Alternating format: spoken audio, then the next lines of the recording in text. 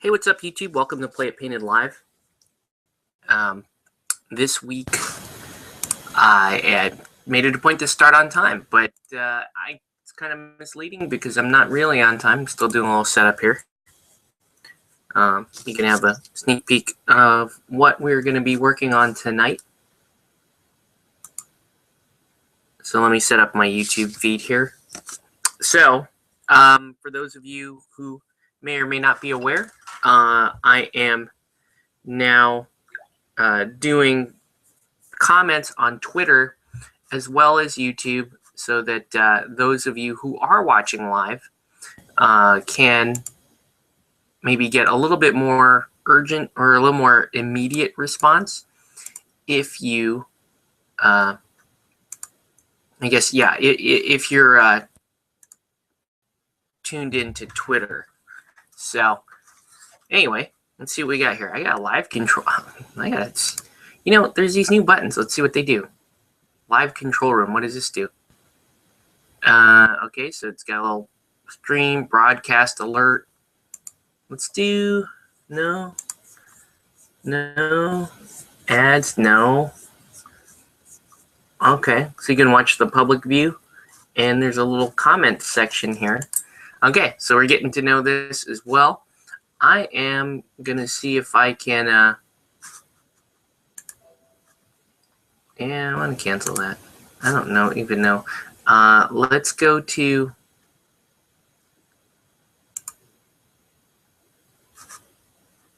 Let's watch this. So I'm just going to link this on my Twitter feed and let people on Twitter know that I am streaming live. So if you're just tuning in, welcome to Play It Painted Live. We are in the setup phase right now. I want to thank you guys for tuning in and watching tonight. So let's go ahead and log into Twitter. And let's log on. And let's tweet something. Let's tweet something. Streaming live right now. And there we go. Okay. There we go. So I tweeted that. And again, we've got Twitter on, YouTube comments, obviously, and then we also have the Google Plus Hangout Q&A as well. So there should be lots of different ways to get a hold of me if you want to chime in, give your thoughts on the show, so on and so forth.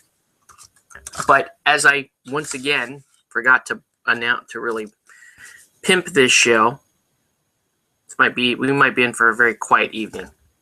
That's okay. We're just gonna. I'm still gonna paint. It doesn't matter.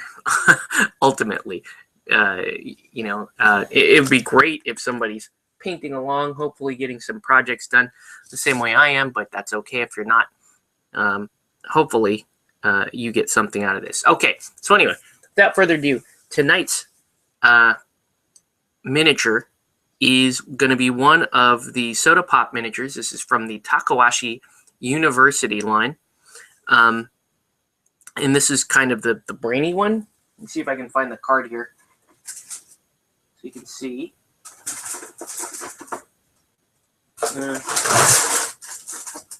Takawashi.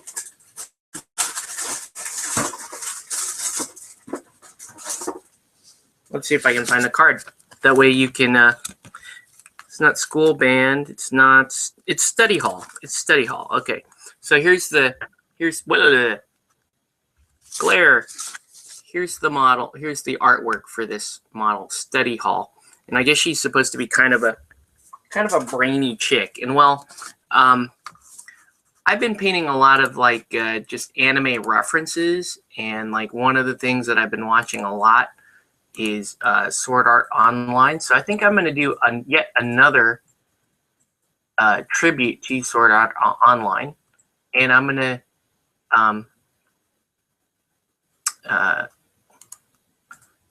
paint this model like one of the characters on that show. So if you could think of who is the who is the nerdy character on that show, the nerdy female character on that show, especially if you're watching season 2, you should know who I'm talking about.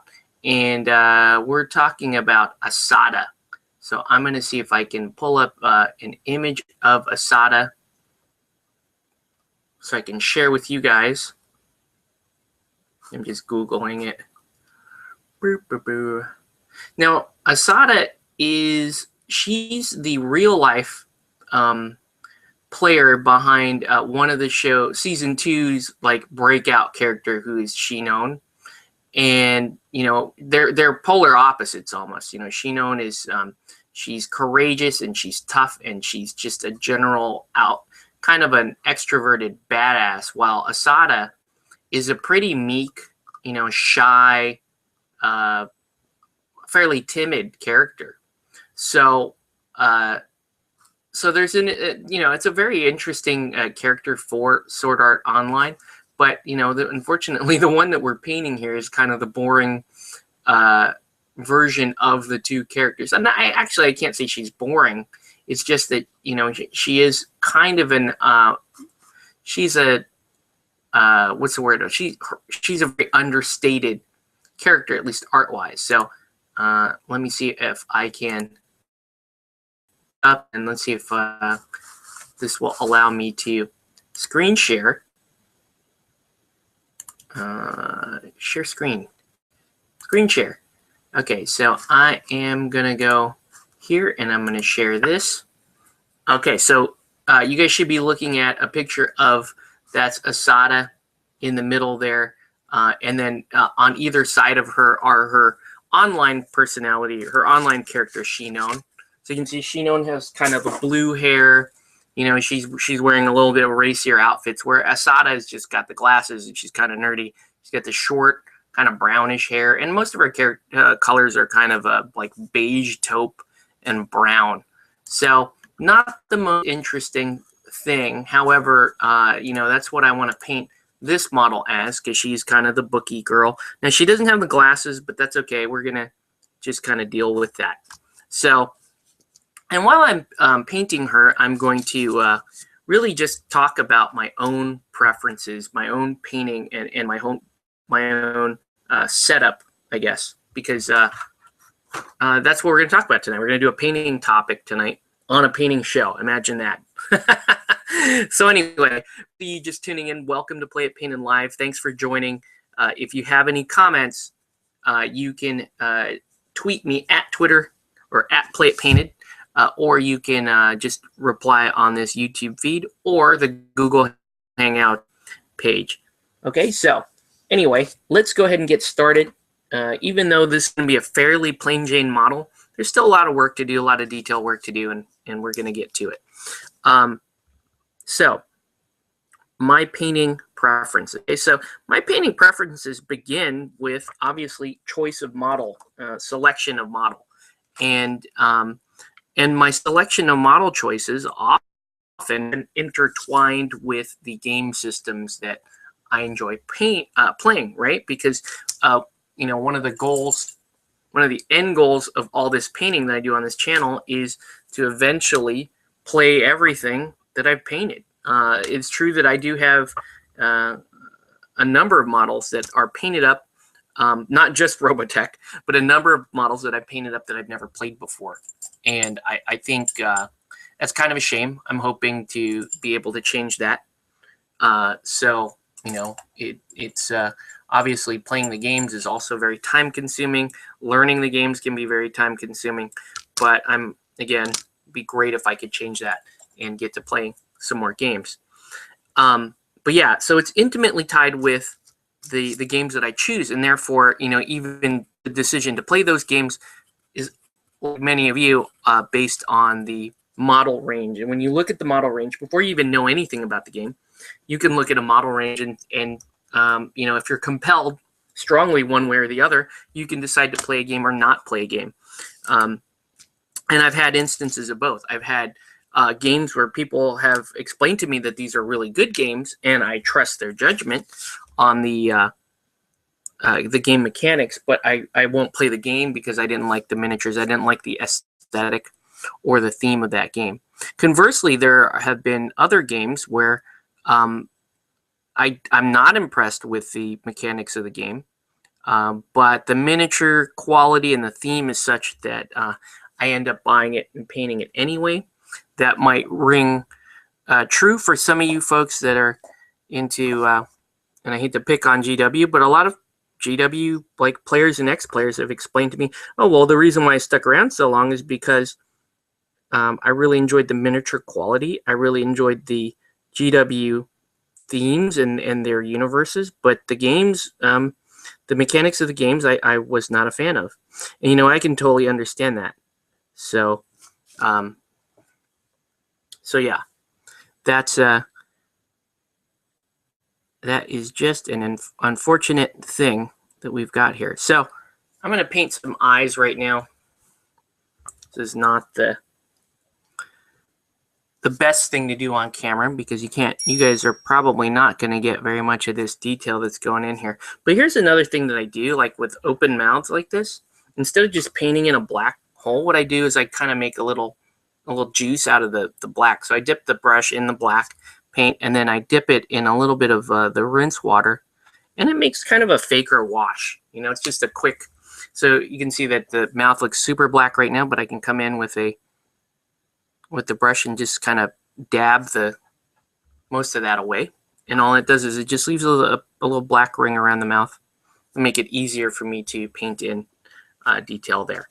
Okay, so so regarding themes and art style that I like, obviously I do really like the anime style theme for my games. I do like the high fiction games. I like some of the historical stuff as well, as long as it's a historical period that I'm interested in, such as like Dark Age combat like Saga, or even their Crescent and Cross. I also like feudal Japan. So you'll see, that's one of the reasons why I liked Ronin, and I have interest in a game like Bushido, is because I like the period. Now, granted, the models for those types of games are your historical grade miniatures, which frankly don't have a tremendous amount of detail to them. I would argue that they have good character to them, in that they're all hand sculpted. They're generally not like 3D rendered like a lot of the more modern games are. And hand sculpted is I think it's a great thing. I really do enjoy hand sculpted miniatures, but I can also appreciate a good 3D rendered miniature myself. And so when we talk about the aesthetics of the types of miniatures that we like, I'm going to pull this off camera here for a second. Sorry.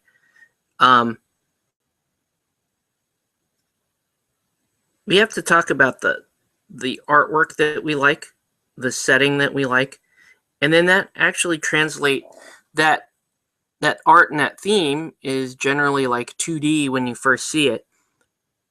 It might be, a drawing or an illustration or something like that. And then that's going to translate into a miniature for us miniature game players.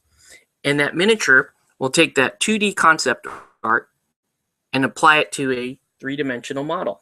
And that three-dimensional model will have shape and texture and depth, and it will have things that that we either like to paint or don't like to paint. And so, again, this is all part of the model selection process for me. So what do I like to paint? What do I not like to paint? In terms of textures and shapes, well, because I'm from, from historically the GW world, you get tired of painting stuff like, say, skulls or spikes, giant shoulder pads, large hard edges, big sci-fi, their sci-fi gothic style that is uniquely GW is a fantastic strength for fans of the game. But when you're like me and you've moved past it, it's just old hat. It's just not interesting to me anymore. I'm no longer interested in the universe of GW. And I'm sorry to the GW fans out there. This is no knock against you. This is just from somebody that has been in that world for, almost the 2 decades or so, and left it. because, you know, just no longer interested me.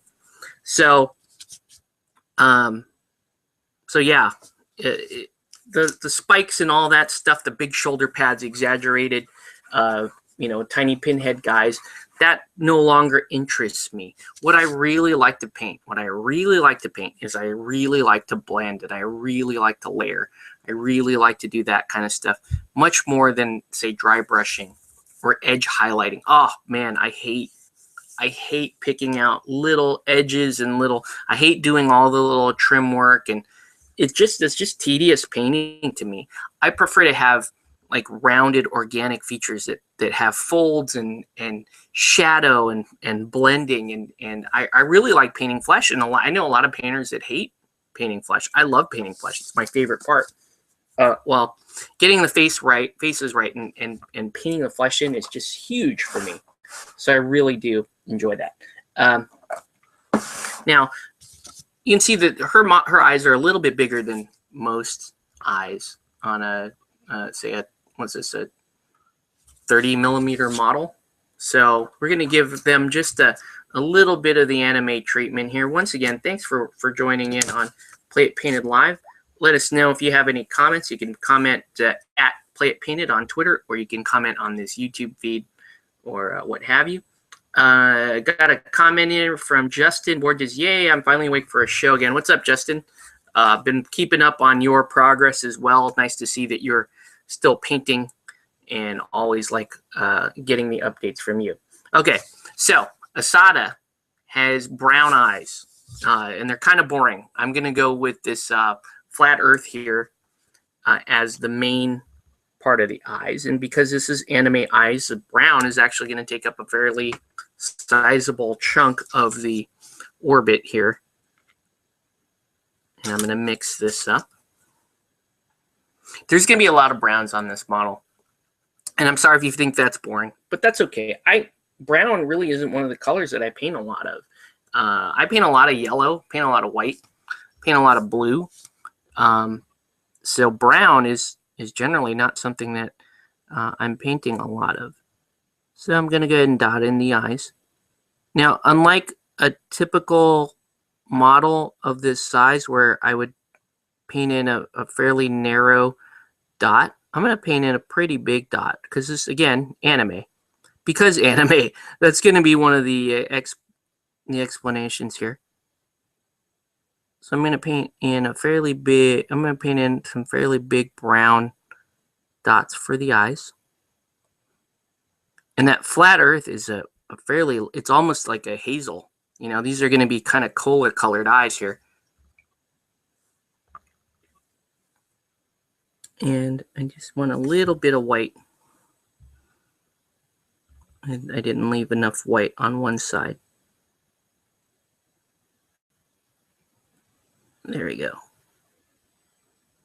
Okay. So we're into some minutiae here. But yeah, that's what I like to paint. I paint blends, and I like layering, and I like softer contours. I like softer contours that sometimes end in hard lines. And a lot of GW stuff is just a lot of hard lines. You have cloaks, and then you have hard lines. And there's not a lot of, you know, unless you're talking like dark elves or stuff, there's not a lot of just flesh to blend up. And I really do enjoy painting up flesh. All right, so next up, I'm going to actually dot the browns in the eyes, just like I would, you know, like a Super Dungeon Explorer, a chibi miniature. You dot the black in after coloring the eyes the main color. And I hate to use the phrase again, but because anime. So Justin, let us know what you're painting. If you haven't already, you might have on YouTube, and it might be taking a minute things to update. But yeah, I'm glad you could make it on this show. Thanks for tuning in. We're going to do a little painting tonight. Hopefully you are painting, or at least thinking about what you want to paint next. So anyway, so yeah, that's my preferences. I also prefer, in case it hasn't become painfully obvious to you guys, I also really prefer painting female miniatures. And part of that, again, is GW backlash, right? Because, you know, GW back when I was heavy into GW, they made a few female miniatures. They made some female miniatures that I liked. For example, I really liked, there was one generation of demonettes that they did that I thought were great, that because they actually looked kind of sexual. And, you know, that is the god of pleasure and seduction. So, you know, I don't think it's out of line to say, shouldn't those demonettes be at least seductive looking? And they did it right for one set. And I want to say that was somewhere between, say, 4th edition 40K and 5th edition 40K. And then they went right back to bald claw chicks. And that just wasn't as cool. And then for the most part, like the other GW female models you would see were kind of the, you know, kind of just butch dudes with boobs. I mean, they literally even used the same body parts as the guys, the same limbs. And so they were, you know, they were just rocked out chicks, or they had, you know, or they were sisters of battle all mounted up in power armor, that kind of stuff. I mean, that's okay, but that aesthetic just didn't do anything for me. I was just not into it. I saw, I don't know, I just felt like everything I painted was a dude, and that's not so great. I had a little skip there in video quality. We might be experiencing some packet loss here, but anyway, let me load YouTube comments here, see how we're doing. But yeah, you know, I just got burned out on painting guys. Everything seemed like a sausage fest, and I once I got out of GW, and, you know, I looked at the Warmahorde stuff, and I'm like, yeah, that's kind of cool, but it's the same thing. I'm painting guys again. Even the female Warmahordes guys, the chicks back in that time were pretty masculine looking, big shoulder pads, you know, strong, whatever. And I wanted to paint something like a little more feminine. I'm sorry. I like feminine form. I like the soft features. I like the long features. I like that kind of stuff. And I like to paint it. So yeah. And I'm sure a lot of other guys do too. So that's where we're at. Checking Twitter. There's a lot of stuff to check while I'm painting now. Let's see if anyone has gotten back to me. No. All right. Anyway, let's just keep painting. Once again, this is the one of the Takahashi University miniatures.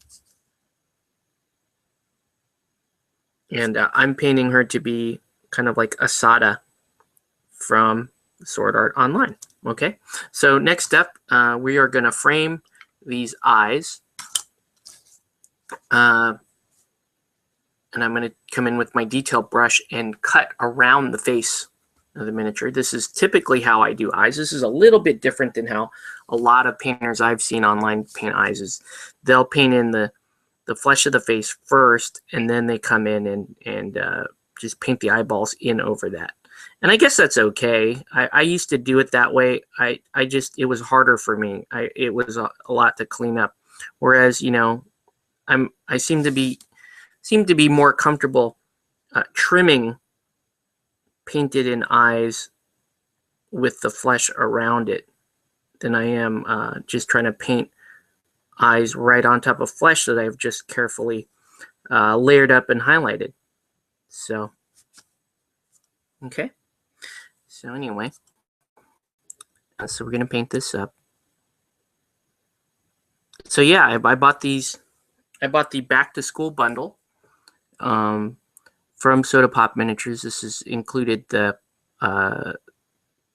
tentacle bento, the bento box, the special foil cards, and the poster, and all that other stuff. But I'll be honest with you. Oh, and Karate Fight. The parts that interested me the most were these miniatures, and obviously I love the Ninja Division headbands. So I wanted another headband, and then I wanted these miniatures, and doing some quick math, it occurred to me It's about the same price if I just bought the back to school bundle, and I get a couple extra games out of it. So I'd get Karate Fight and I would get Tentacle Bento. I've played Karate Fight before, and have yet to play Tentacle Bento.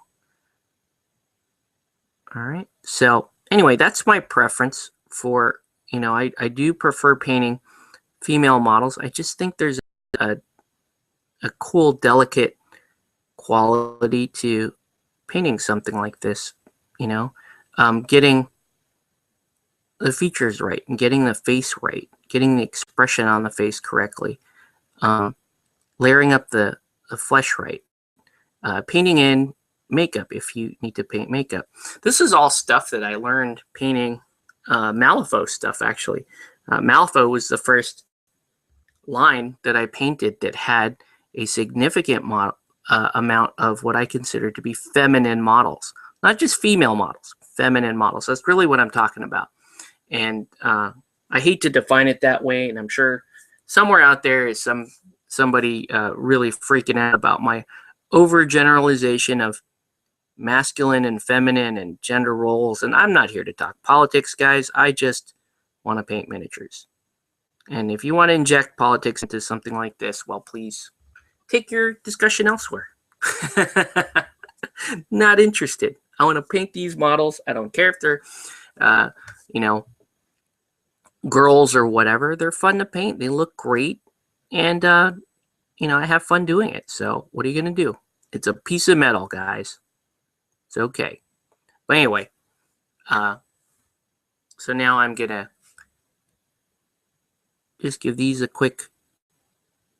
Now, the one thing I don't like about this model is the mouth is just really big on the model.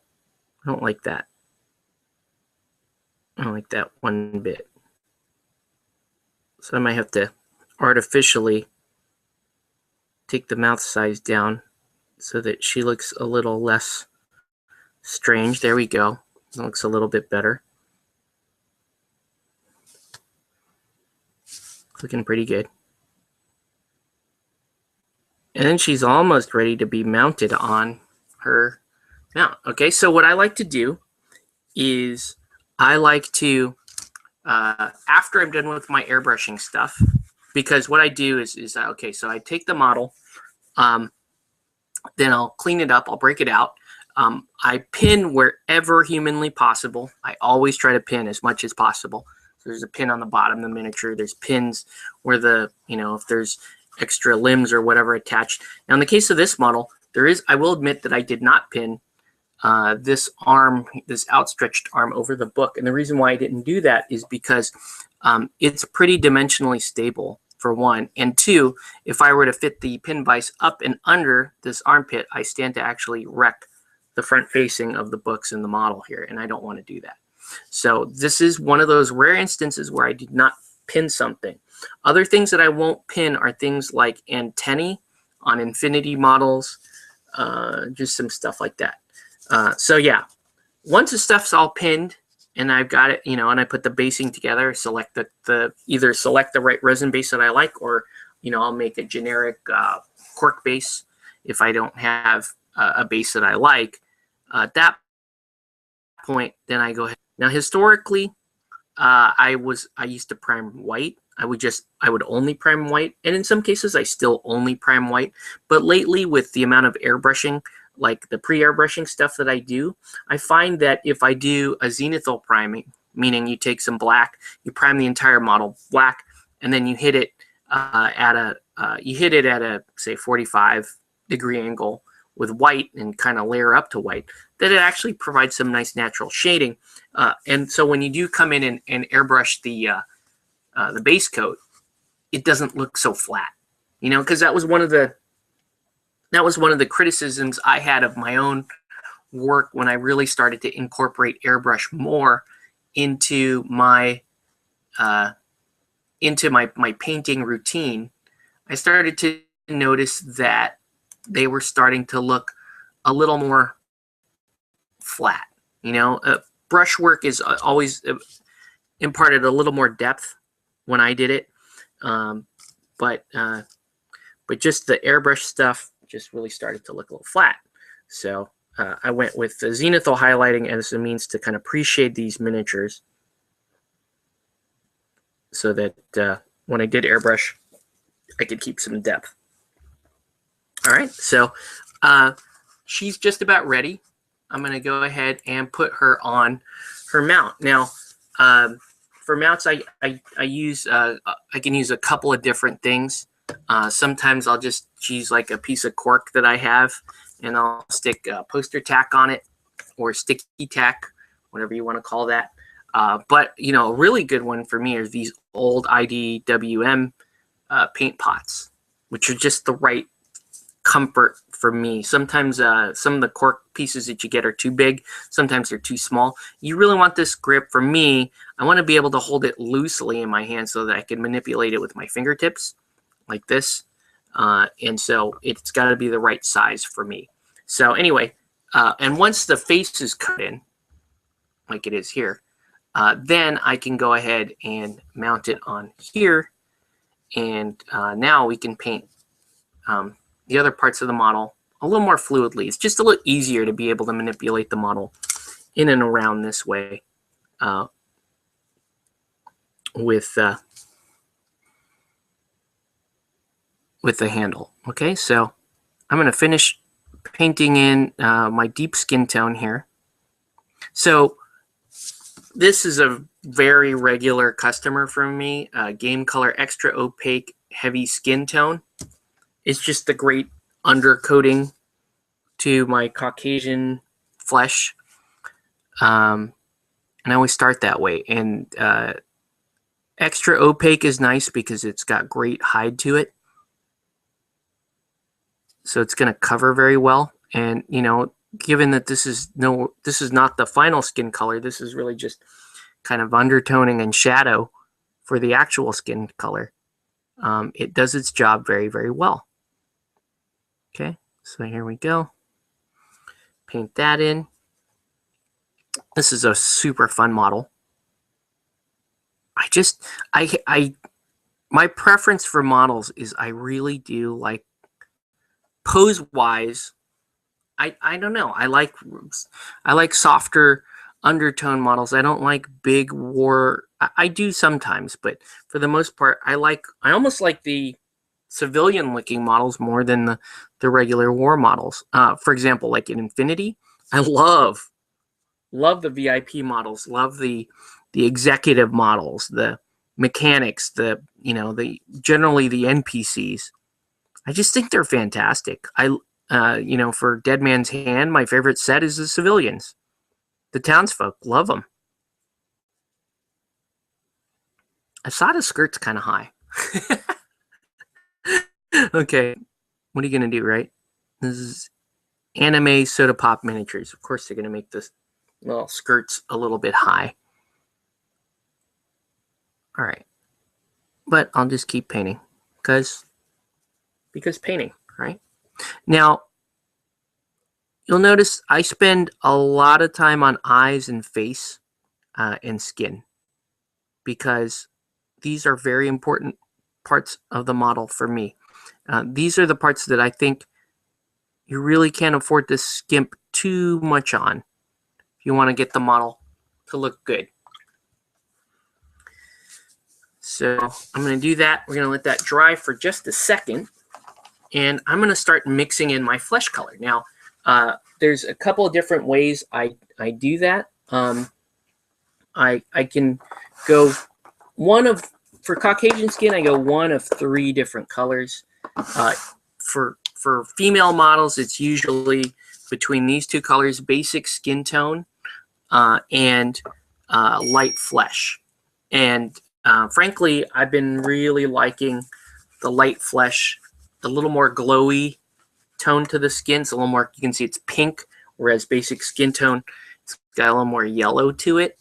So I'm going to go with light flesh. And what I do literally, this is the part that you guys almost never see on the show. I'm going to actually turn, oh, I messed up my water a little bit. Turn my palette this way. So you can see the heavy skin tone there. I'm going to actually start mixing this light flesh in there. So I'm actually just going to put a couple drops there and add more water to it and blend that up. All right, so got another comment here. Daniel, speaking of models and deciding between two types, what do you think about Wild West Exodus versus the new ACW? I'm assuming you're talking about the alternate Civil War models and Wild West Exodus. Well, okay. Personal opinion here, I was looking at the Wild West, the WWX models, and early on when the Kickstarter was out and they were showing off the at least some of the 3D renders online and that kind of stuff, it looked really cool. Like, wow, that's really cool. It's really impressive, whatever, perfect dimensions on the models and everything like that. Real heavy steampunk theme. And that seemed sort of cool. But, I was looking at those 3D renders, and I just, as a painter, I looked at that and I said, that's kind of cool. But, man, all the little bullet belts, all the little the trinkets and gears and gadgets and everything, I'm like, wow, that is that's going to be some pretty tedious painting for me.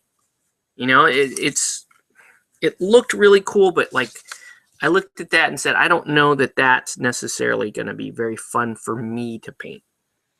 And the other thing about Wild West Exodus that was, just the scaling, that it's a larger scale. I think they're 35 or greater for their miniatures. And so their miniatures look really, when I looked at them in person, they look cool, but they looked really tall. They looked like they were loaded with detail, but not the kind of detail that I have fun painting. Somebody has fun painting that stuff. Like the guys that like to paint all the edging and stuff for Warm Hordes miniatures will probably enjoy that. Like if you're painting Scorn, man, I remember painting some Scorn for Hordes, and I was like, oh man, all this bordering is just numbing my brain.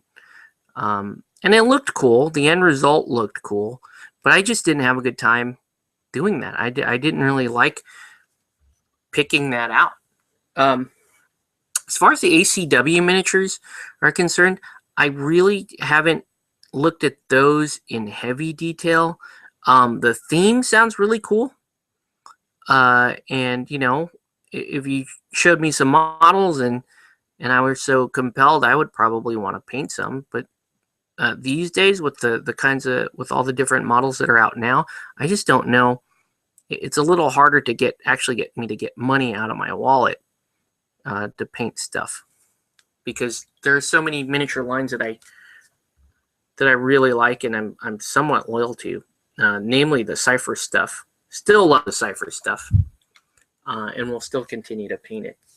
These I bought for just painting pleasure. I'm going to use these as proxies for other games. So we'll see.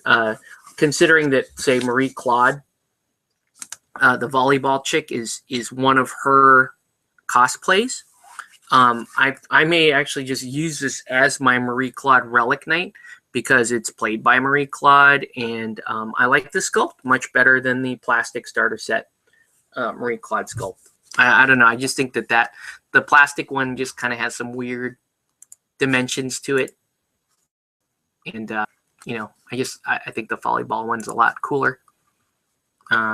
So yeah. Anyway, welcome to Play It Painted Live. Thanks for tuning in, you guys.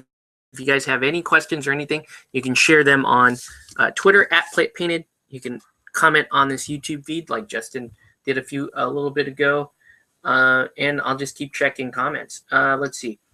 Thanks for the kind words. Yep, painting tonight, trying to finish up this Gray Knight Dread Knight. Last one for my small army. Then I can decide what to do next. Yeah, I'm not gonna gag. It's cool. The Dread Knights do look kind of cool. It just, again, it's not my thing anymore. But painting some of the individual GW stuff was really fun. I do miss some of the old characterful orc stuff that I used to paint.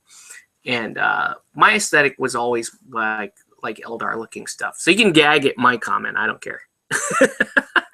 But that's what I like to paint when I was into GW. Anyway, so yeah. So you can see here, this is the mix I'm at. This is going to be somewhat closer to the actual base color of the miniature. I'm going to cover about 80% of the model with this. The model's flesh color, I should say, or flesh tones. I do that way.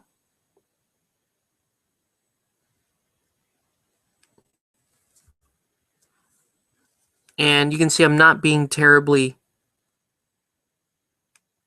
careful about exactly where it goes, because I know it's just, this is going to be washed over, and then I'm going to do the true blending and layering up in a minute here. Okay. And every time you see my brush go off screen, that's really just dabbing the excess water off the brush. Okay. Speaking of brushes, and this has come up locally on the SoCal Tabletop Facebook group. You know, what kind of brushes do we use, and what do you like, what do you not like? Regarding these bristle brushes, there's two schools of thought. You can either buy expensive brushes up front and maintain them, and they're going to work great for you, or you can buy cheap brushes and burn through them and not care, not have to maintain them, and you just buy another one. That's personal preference. Everybody recommends starting with cheap brushes, and knowing that you're going to wreck them, and then if you choose to later, you can move on to better brushes. That's the route I recommend. That's what I did. I still keep some cheaper brushes around. I'm going to do another layer here, the same color. I do keep some cheap brushes around to do like dirty work stuff. So, but yeah, I will admit I'm a Winsor Newton snob. Ever since I started painting with these, I want to say like 6 or 7 years ago is when I first tried them. I didn't realize how much significantly better these were for painting miniatures. I also was painting with synthetic brushes, which curl up at the tips. And some people use that to their advantage because they actually use that curled part as a separate tip. But not me. I prefer to use a brush that can hold a tip.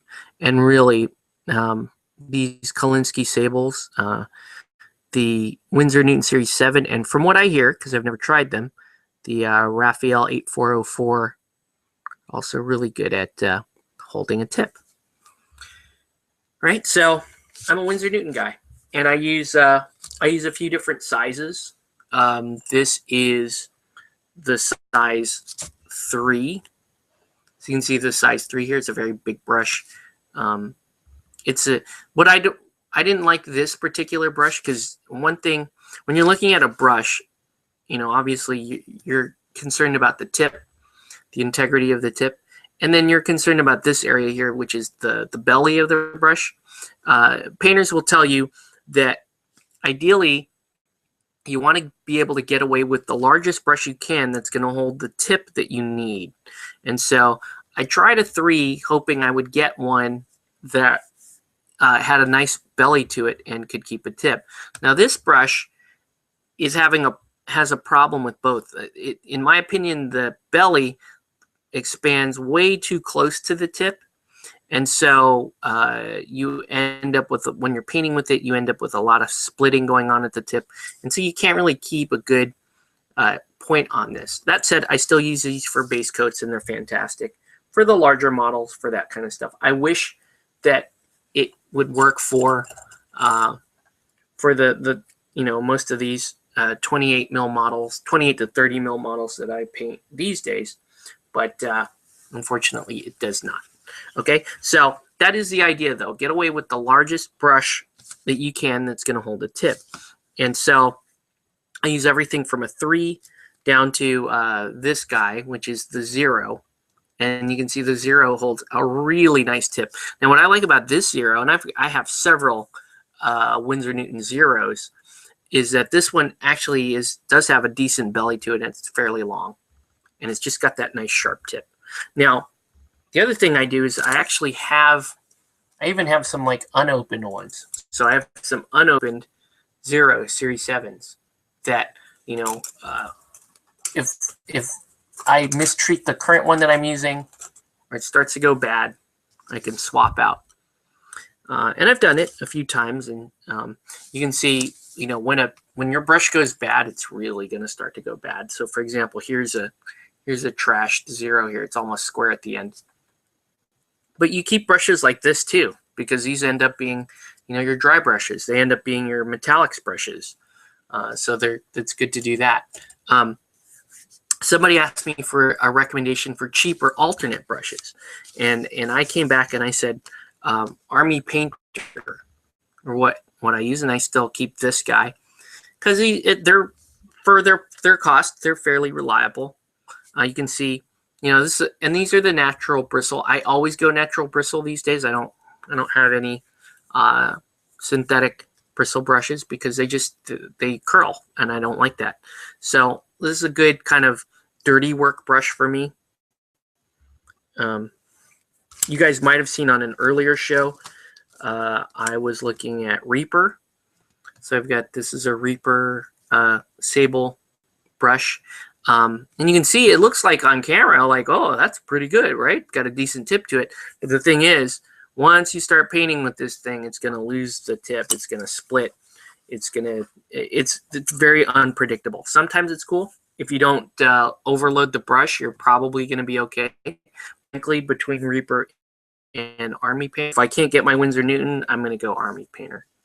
So anyway, welcome to Play It Paint It Live. Those of you who are just tuning in, let us know what you're painting, what you should be painting. If you want to send me a message, you can send one to my Twitter at Play It Painted.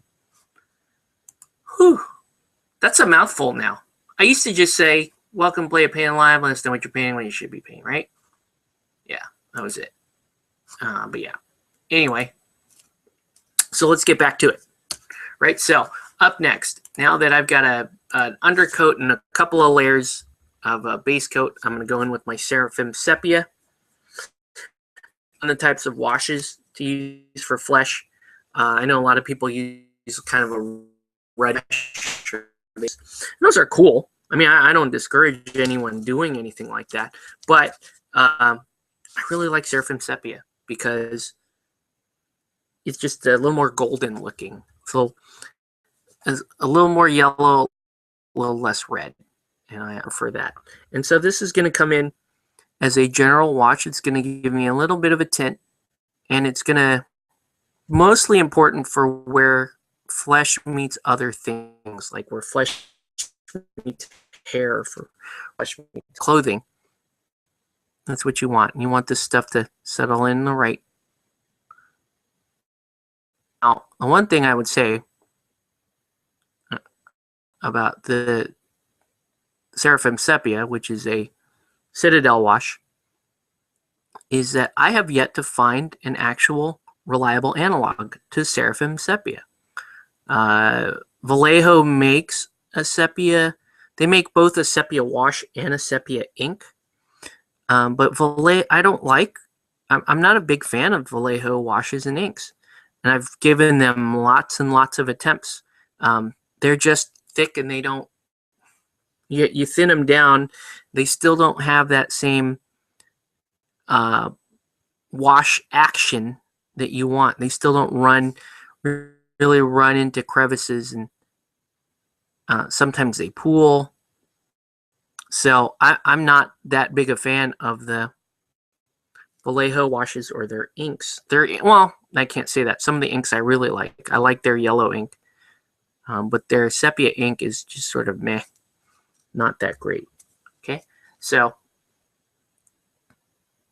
here we go. You can see I'm painting in the wash, and the priority is to get wherever flesh is touching something else, like clothing or hair or something like that, right? Because ultimately this sepia is just going to be that little brownish ring. Okay, actually have a little too much on the face. That's okay. Yeah, I have a lot on the face. I probably should have thinned this wash just a little bit, but that's okay. I'm just gonna roll with it. because highlighting can fix a lot of this stuff. You can see her skin is way brown now. So I'm gonna let that dry for a minute. I'm gonna take a sip of my tea, and you guys can comment and let me know what else is going on. Let me load some YouTube comments here.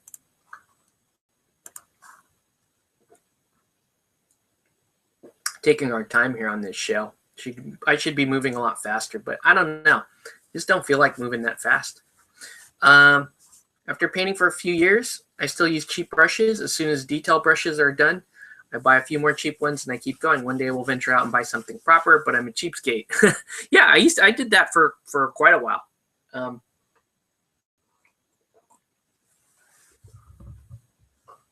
I would just I'd have an entire collection of just cheap brushes, and you just cycle through. It ends up, when I did the math, it ends up working.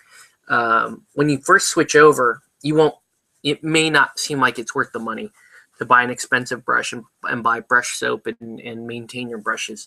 But once you get used to something, it obviously, either way, cheap brushes or expensive brushes, it's going to be more efficient for you in your system. So these days, maintaining the more expensive brushes is more efficient for me because I can actually get good longevity from them. So it makes sense for me to stay with the good good expensive brushes. And also, I'm used to the springiness. I'm used to the specific type of resistance you get from the brush. So there's that. Okay. So anyway, yeah, it's just whatever is going to work for you. All right. So now let's start painting in some highlights. This is where things get interesting. You notice I didn't add anything to my paint mix here. I'm just going to go right back over with that last color that I happen to be on. And I'm going to start highlighting in. It should look pretty stark coming in because obviously I was about 2 colors lighter than the wash. That was, cut that a little tight right there, but that's okay. Should look okay in the long run. But yeah, the main thing here, this is going to come back in and it's going to form up most of the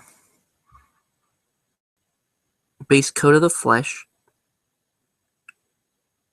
One thing to note here is I did add a significant amount of water to my mix. Now, you might be asking, well, why don't I just use a wet palette, right? Now, I've had wet palettes before. I've tried them before. They're okay. They're really good from the aspect of, you can blends wet while you're still using them. And you can see I do a lot of mixing and blending myself. And so, yeah, I tried them. And, while it was good for that aspect, I was noticing a couple things. One, I really didn't have the kind of control of dilution and thinning that I wanted to have by relying on the palette to keep my paint wet. And two, I was noticing that the paint itself was drying to a higher sheen.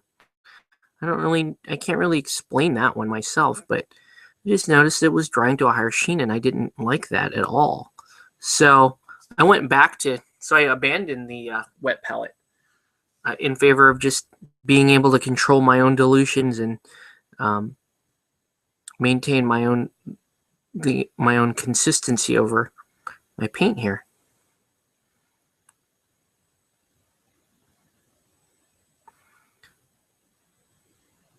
So if you're just joining, welcome to Play It Painted Live. Painting a Takahashi University miniature here. Right now we're doing the flesh. So coming in with this flesh highlight.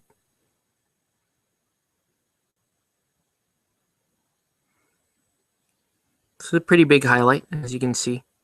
When you do female miniatures, your highlights are going to be, your flesh highlights are going to be bigger because you have less, less definition than like some like overly muscular dude, which is what a lot of these exaggerated body type miniatures are in these games.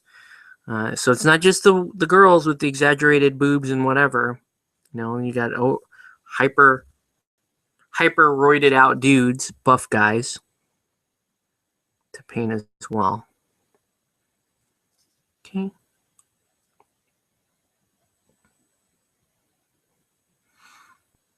Now, for stuff like the creases on the buttocks, you want to draw those in. You want to come in really tight. You don't want them to connect, but you want to be able to come in really, really tight, so that just the little tiny little edges showing there of your wash. You don't want it to look completely like a hard line there. So you want it to look pretty soft. And don't forget, you're going to continue to highlight up anyway, so if you feel like you've just given up on a lot of that shadow, don't feel that way. It's going to come back. Okay.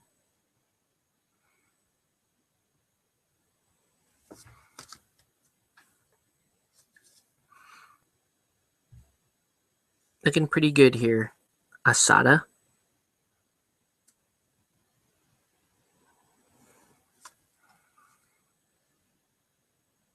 I'm just going to give another quick highlight of this color.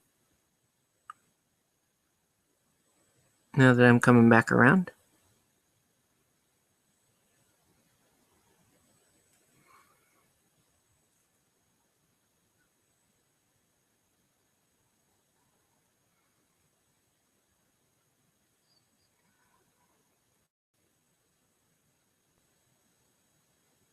Here we go.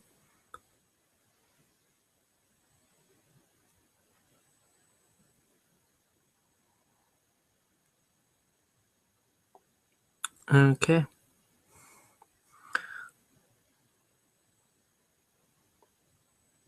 right, so we're going to go a little bit lighter because we're almost done. Let me see if I can get this to focus. We're almost done with the flesh and the face. You can see a little cartoony there. See her? There she is. So we're going to add a little bit more of this light flesh to the same mixture.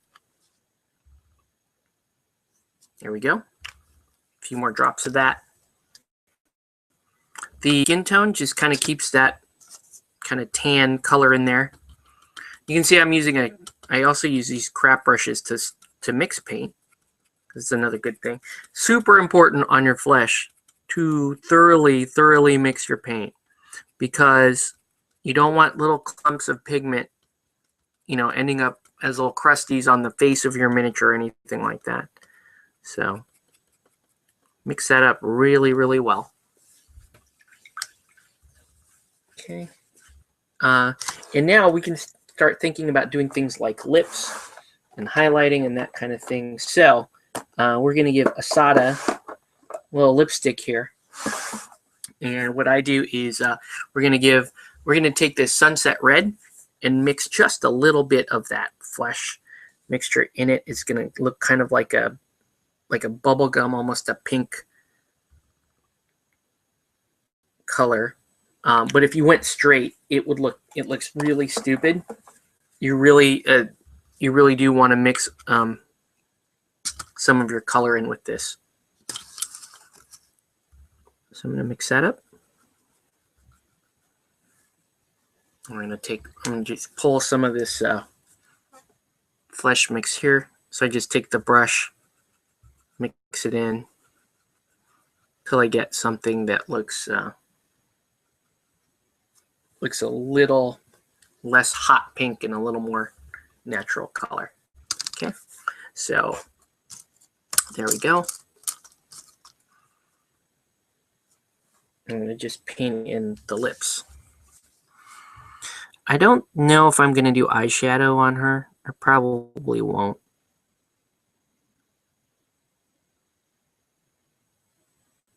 She's just not the best model for that.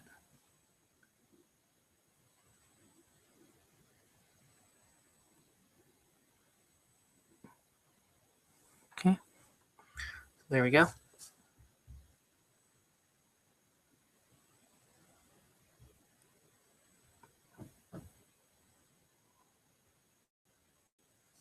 Okay. Lips are way too big right now. We'll cut around that. Make sure that it doesn't look completely ridiculous. We really do, for the most part, want the mouth on these models to look pretty small. Shouldn't be painting lips to make them look like kind of like fish or anything like that.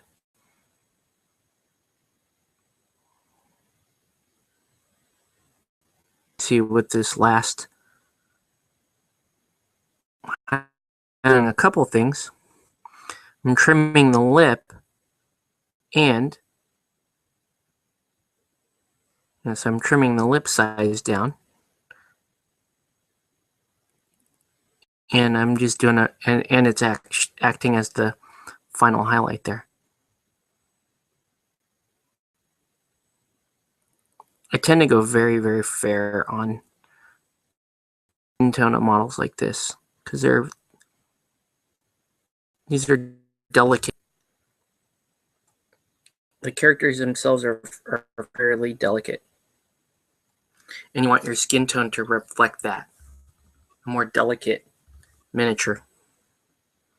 Almost sometimes in the past I've done so much blending up of flesh so as to make the flesh look almost kind of porcelain colored. And that was cool for stuff like Malifaux, where you do, you know, the showgirl is supposed to look on that kind of thing.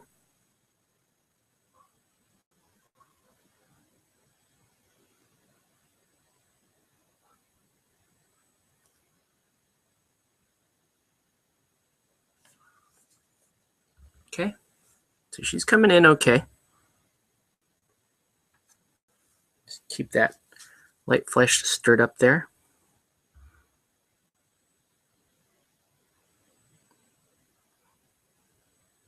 Yeah, what you don't want it to do is you don't want it to cake. And you don't want your flesh to have these kind of scratchy, furry lines on it. You want it to all look very, very smooth. So go thin and feather the paint out. And be a little careful. You know, it's not. It'll be nice. The final effect will be worth it.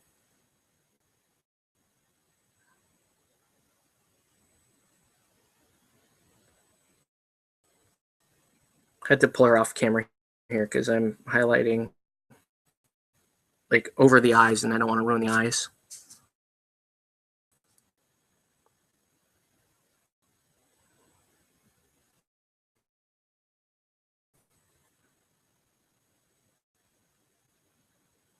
So anyway, so yeah, this is why I spend the majority of the time on these humanoid miniatures. And by the way, I love painting miniatures that have a face to them. That's part of one of the main reasons why you won't see me painting a lot of the smaller scale stuff like Drop Zone Commander or anything like that, even Flames of War, because I like painting faces on stuff. I like painting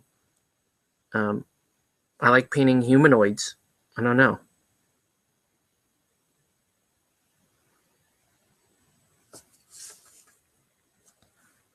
So there we go. Of course, she looks really washed out right now because every other part of the miniature is white. So there's that. And then we're gonna paint up. We're gonna paint up and layer up a couple other things, notably the blouse, and we're gonna do the stockings too. Stockings are a really interesting thing to paint because it's also there's a couple different ways you can do stockings in the way just a layering technique, or you can do or you can do a glaze. That also kind of works. But okay, let me see if I can get this to focus so you can see the face. Come on. There you go. See her? There she is. Hey, Asada. Okay. Nice light skin going on. So now we're going to paint the stockings. And so Asada has black stockings, and I'm going to make them look a little more like pantyhose, actually. So I'm going to start with some black gray here and just undercoat them in a little bit of black gray.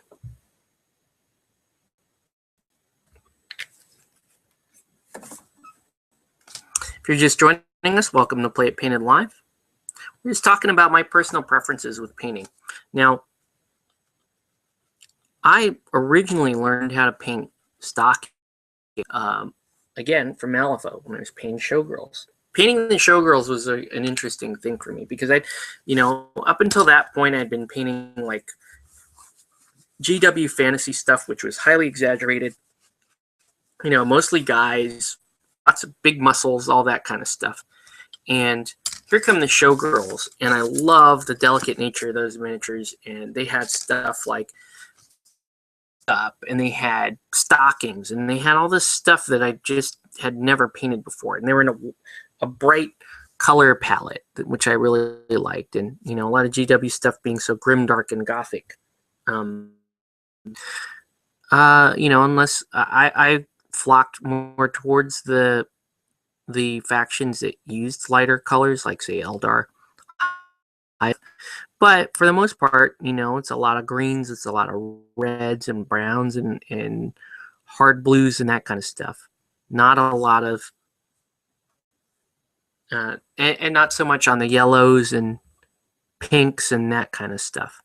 And so when I did paint the show thing for me, because it really did force me out of my comfort zone, and it taught me about what I really in the long run, and I love painting this kind of stuff.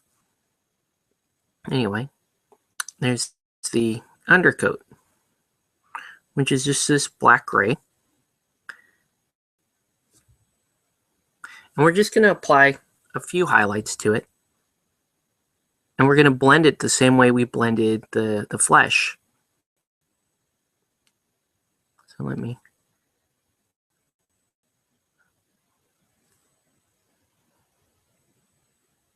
Asada has a blazer, like a brown blazer on this show, but unfortunately, this one does not. That's okay.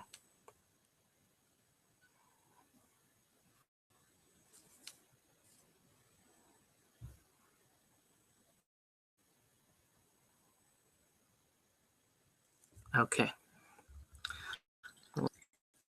Dry for just a minute here. What I'm going to do with that is I'm actually going to start to blend, guess what, heavy skin tone into that black gray. But I want to wash the blouse here. So the blouse is a white color, but it's kind of like a bone white almost. Before I started here, I actually did some airbrushing on it. Airbrushed like an ancient white, and what was the other color? It's like a bone white and an ancient white on it. And you can see it just looks like it's primed. I mean, there's really nothing going on there.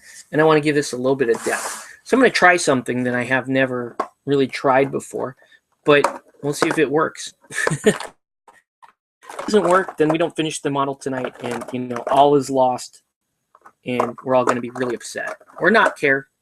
It's the other option. We can be like, oh, well, we screwed up a little bit. No big deal. All right, so I'm looking for a particular Army Painter wash here. All right, here it is. So I'm going to try this soft tone from Army Painter White. This is kind of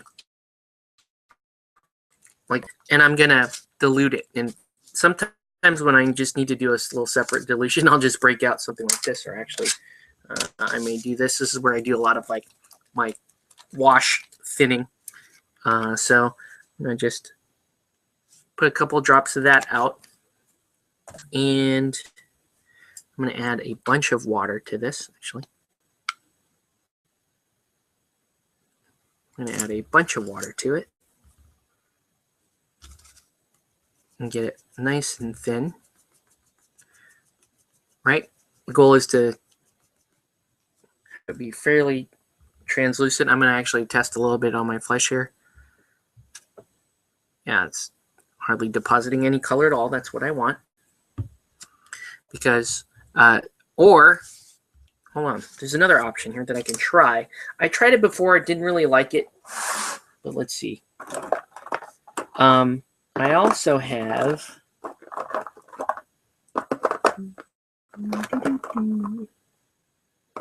no.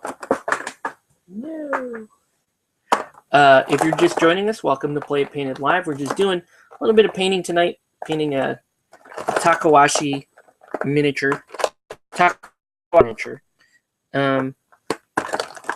Shoot, where is it?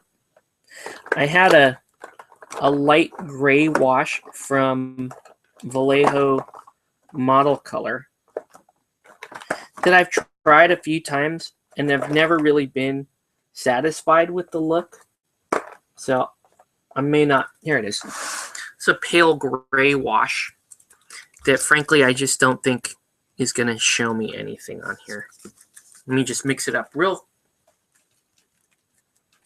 just shake it up for a bit.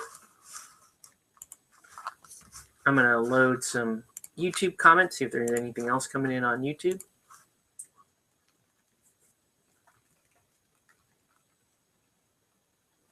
Okay.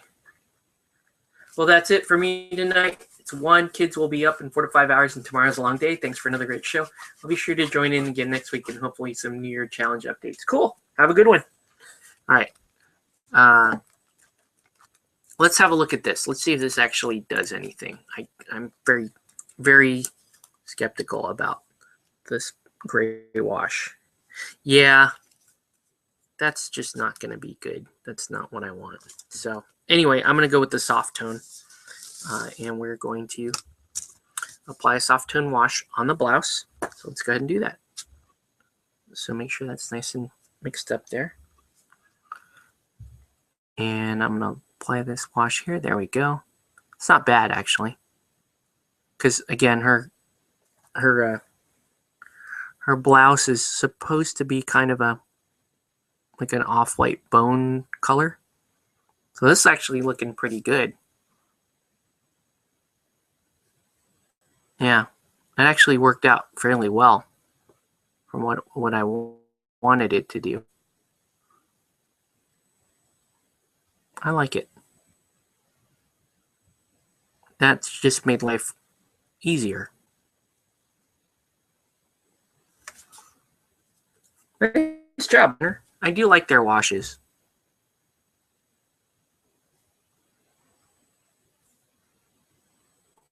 Look at that. Yeah, I'm a fan. Good job, Army Painter. There we go. She might get a little bit of a highlight. You can see that blouse there. That looks about right. I am really impressed. Okay, I'm going to let that dry. And then I'm going to start blending in my heavy skin tone with my black gray so that I can highlight stockings.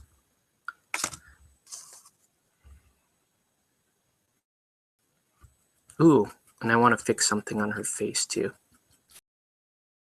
Her face is looking a little crusty. I'm going to want to fix that.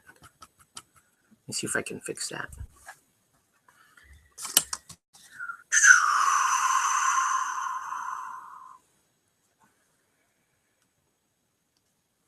See if I can just...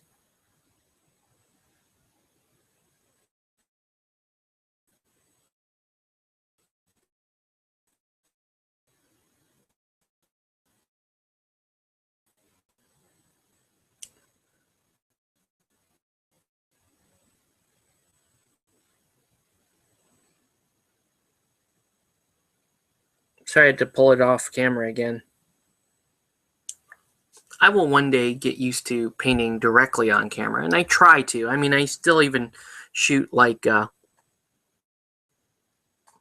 some of those painting videos where, honestly, the goal of the video is just to make sure, just to condition myself to staying on frame.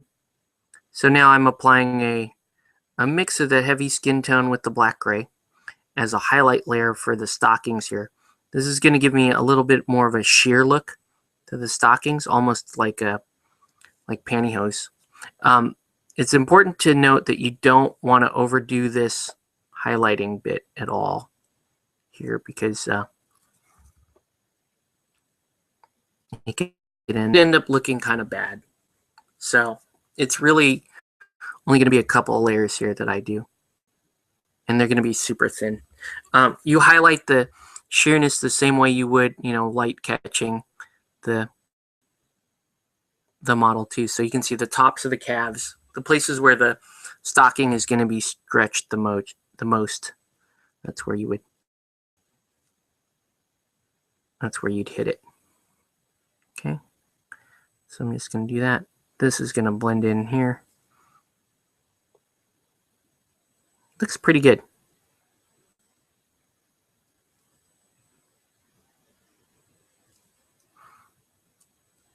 Okay.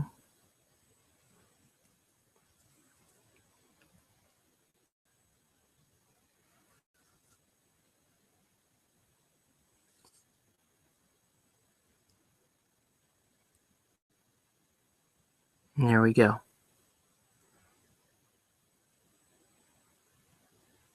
So that's actually pretty good. There's really not much else that you want to do to the stocking.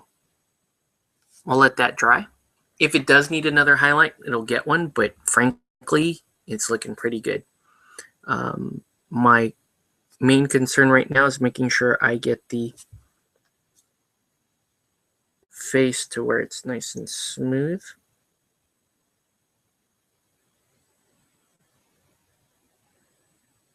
Because I'm having a texture problem, I believe.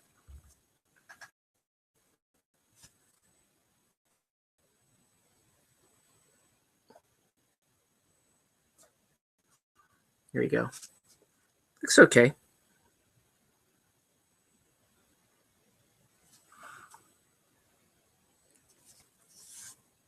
I'm just applying extra little highlight here just to smooth things out. All right. So once again, if you're just tuning in, welcome to Play Painted Live. Let us know what you're painting, what you should be painting. And for your reference, I am painting Takahashi University miniature here. Okay, so the wash on the blouse is still drying. Let's do some hard brown colors. Okay, so this time I'm going to go in with, where's that one brown? I'm going to go in with this Flat Earth.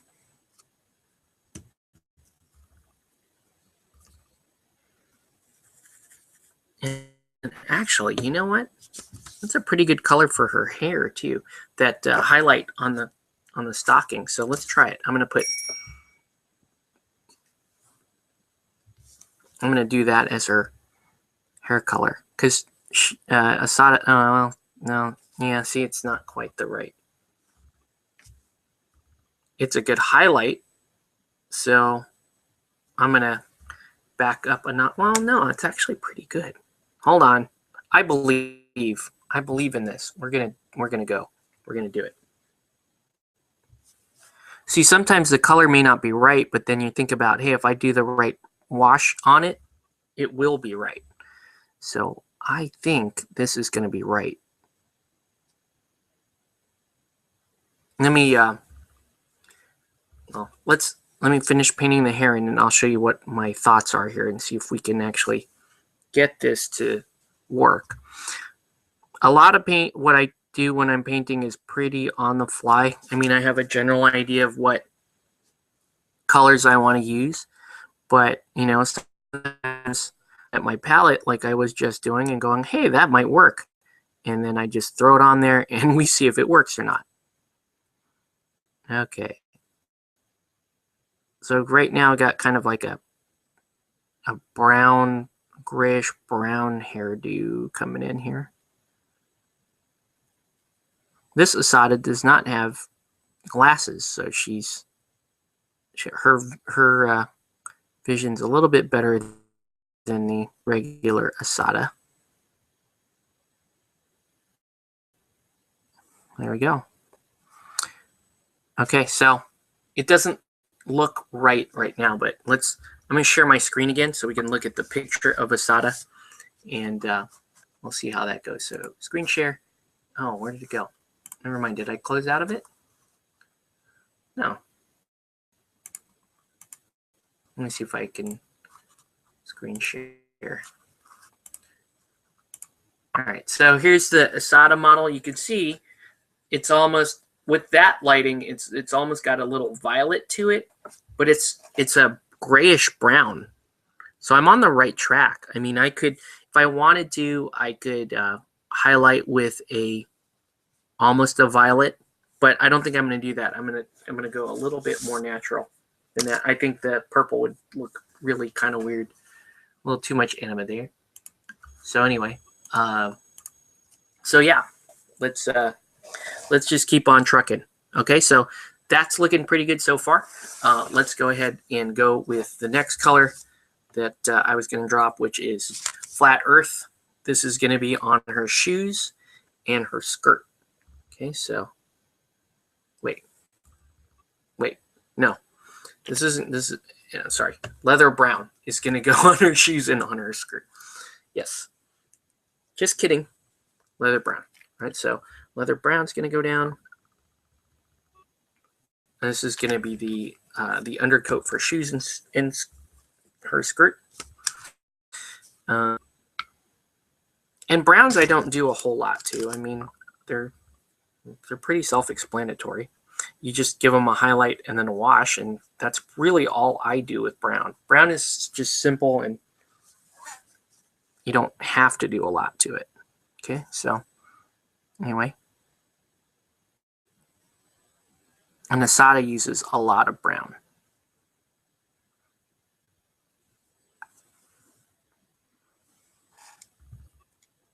I am going to come in and highlight her blouse. Because the wash looks right, but it's a little too boring at the moment. So I'm going to have to come in and liven that up a little bit, make it look a little more interesting as a painted miniature.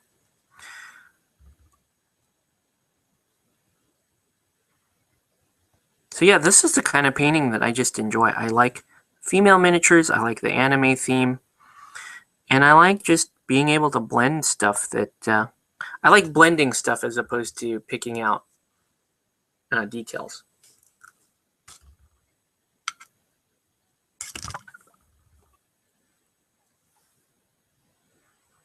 And then we've got this little tie, and then she even has like a school badge, like a crest on her blouse there that we should address.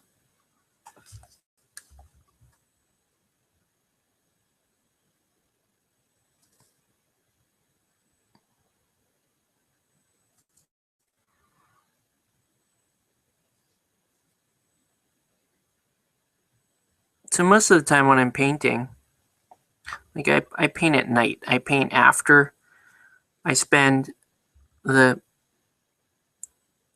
4 to 5 hours when I get home from work. Spend with my wife and my son.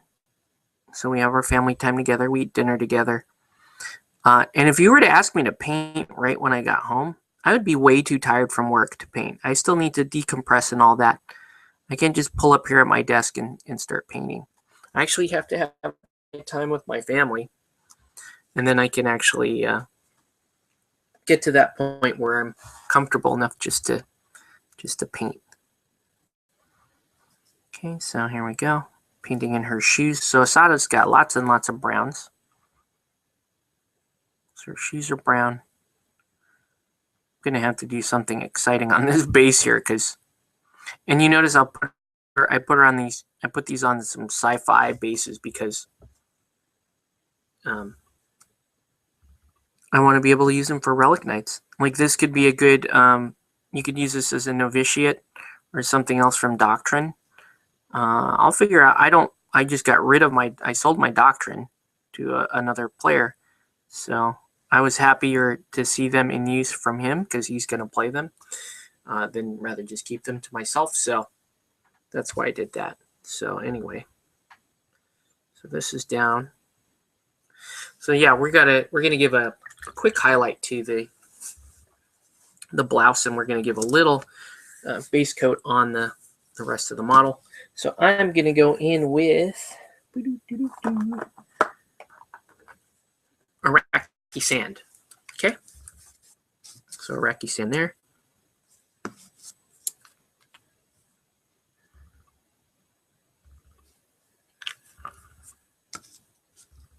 We're doing pretty well as far as the pacing of this miniature goes.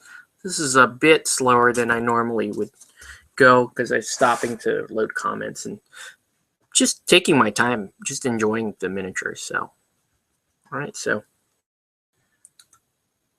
Iraqi sand here, and I'm just gonna go ahead and highlight there. I'll highlight the blouse.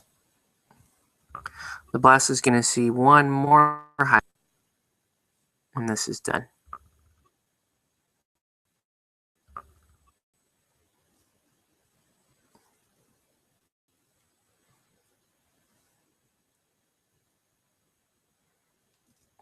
So Sada's not that fun. Her painting Shinon was fun. I painted Shinon for Infinity using the Atalanta sniper model, which worked out really well for Shinon. Okay, so there we go there.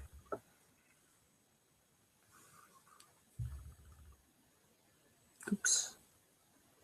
You can actually see that, hold on, I need to put a little, see there's that gap there between her skirt and the books, so I'm just going to drop a little of this in there and paint in a little bit of brown for shadow. There we go. Nice. And got a little runoff on this part, so I'll hit that with a little bit of flesh tone. There we go. Okay, looking pretty good. Let's do another highlight. Well, hold on. I'm actually going to use some Iraqi sand here on the open book. There we go.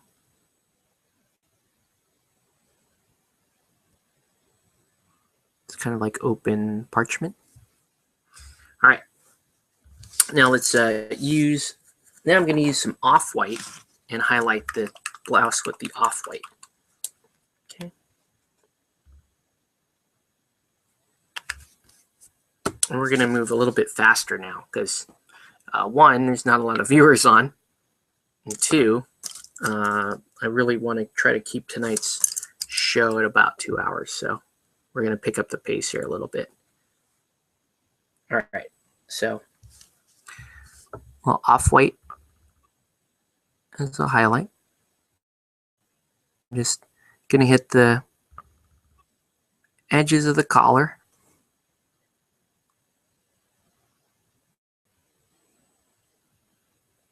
I'm going to do places where the light's going to hit.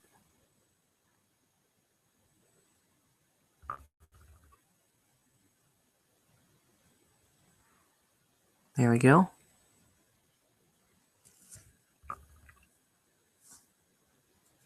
So looking pretty good.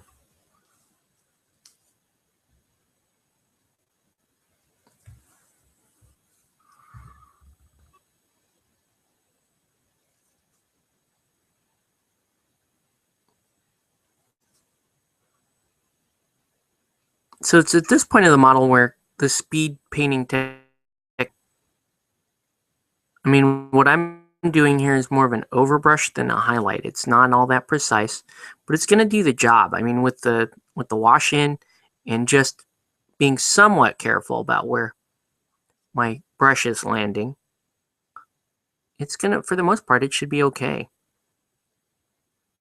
Right? Do that. Okay, so that looks pretty good. Let me see if I can get this to, there we go. One other thing that we need to do, shoelaces. I'm just going to give a quick highlight on our shoelaces. Now you don't need to paint in the exact pattern when you paint stuff like shoelaces. You just want to kind of run the brush there and have it pick up a lace or two. And it should look okay. Right? I mean, there's not a whole lot there to do. Okay. So next up is we're going to paint the tie. We're going to move pretty quick now. So Asada has her tie is kind of a ruddy brown, so we're going to go saddle brown on the tie. Can't wait to paint the base. The base should be fun.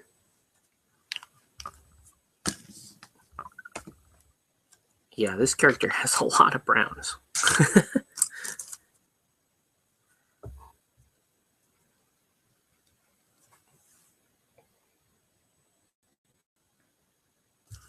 And frankly, of the Takahashi miniatures, she's kind of the most boring to me.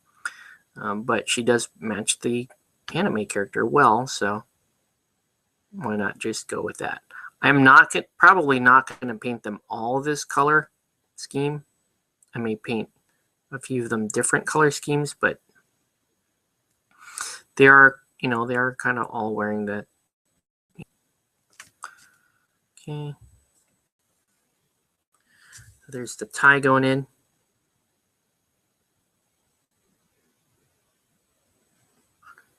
Now, if I didn't have the camera on, what I would be doing right now is one of two things. I'd either have YouTube going and I'd watch a long YouTube stream, which I tend to do, or I'd actually have my music playing. And, I try to suit the music to whatever I'm painting. So in this case, I probably have some SAO, like J-pop stuff going, or some other anime music going. Ooh. That saddle brown decided to run away a little bit. I better clean it up. There we go. Okay, let me get this to focus.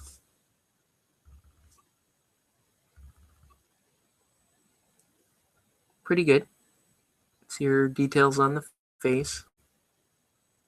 Looks pretty good.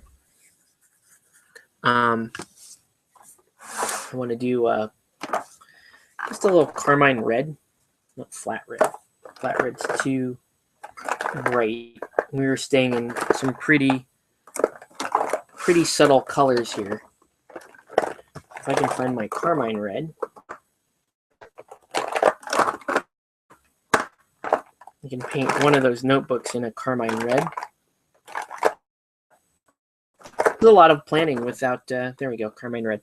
So I'm going to paint,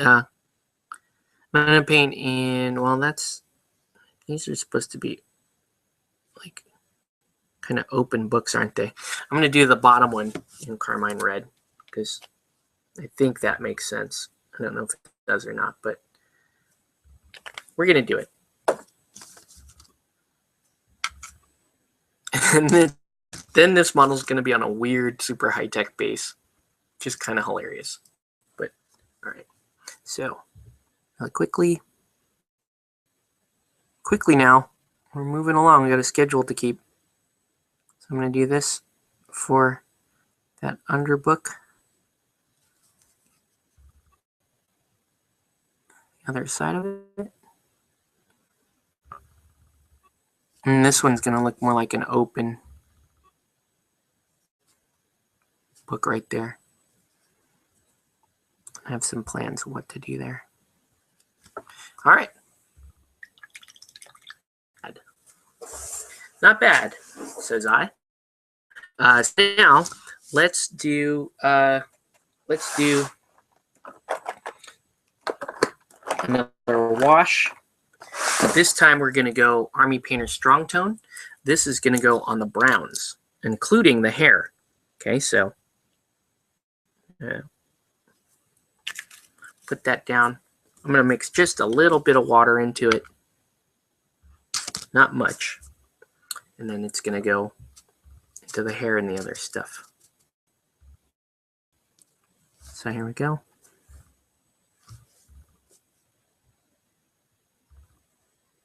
Here we go. That's actually what I wanted. Yeah. Now that hair is coming out right. That paid off.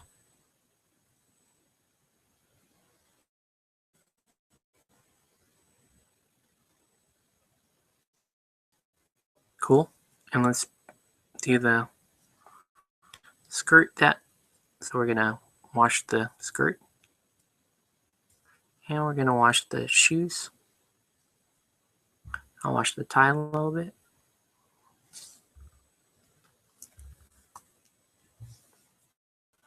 So this is almost like a Devlin Mud analog. Or, yeah. There. Looks pretty good. Okay, so she's basically done. So really all that's left to do now is the base. I'm going to do, one other thing though I want to do is I want to do just like some generic scribbling on the open notebook. So we're going to take a little black like this. We're just going to do a little generic freehand. Oh, it was way more black than I wanted. It's okay.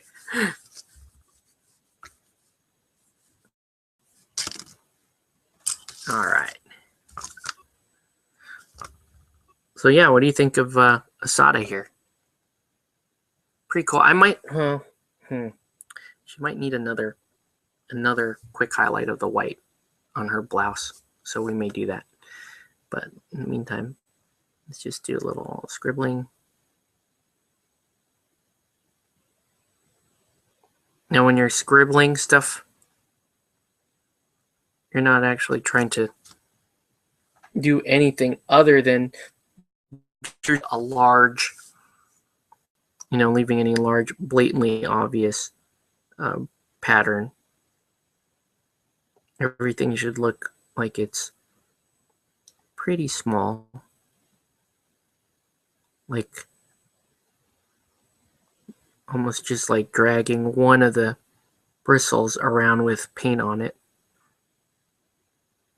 And it looks like her notebook's open. See?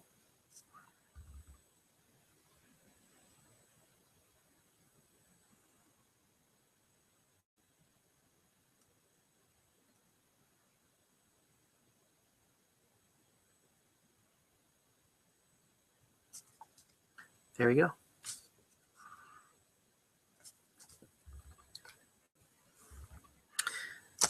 Okay, so there's that.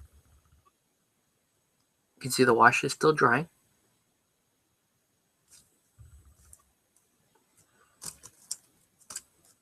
I'm going to give this now if the black is too thick in spots, just come back with a little Iraqi sand, break it up.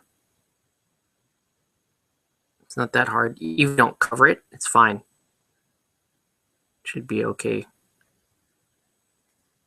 There we go. Cool. Oh, and I'm going to take some of this wash here. Actually wash a little of that red. Just give a little shadow to that red. There we go.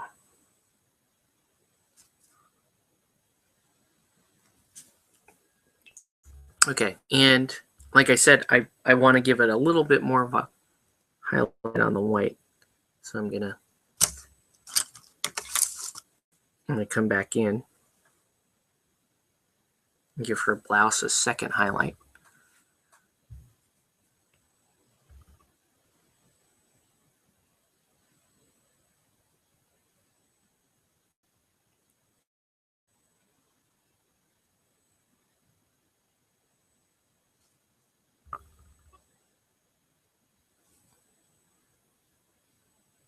I think that's I want to say that's a crest on her left breast pocket. So I may, hard to tell. Yeah, it is. It's a little crest on there. So I should give that a touch of the saddle brown. Because her tie is saddle brown, so the crest should also be that saddle brown. Okay, so there's the highlight.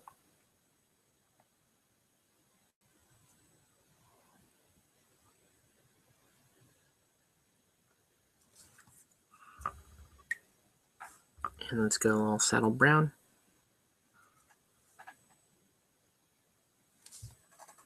Or maybe I should make it like, well, yeah, I should make it like kind of a gold.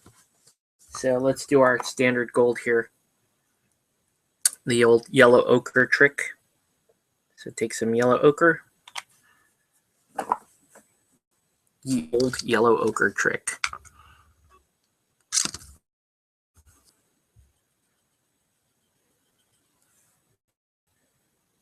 I'm going to paint in this badge.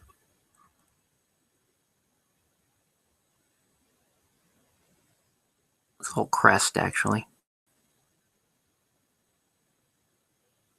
There we go. Then we're just going to wash that once that's dry, and we're good to go. Okay, so now let's talk highlight on this crazy sci-fi base that she's on. I want this to look a little. I want to look a little like glowy, energy looking thing. So first thing I'm going to do is I'm going to take this neutral gray, and actually no, we're not going to take neutral gray. We're going to take black gray again because I like black gray. Oh, hold on. Maybe we'll take.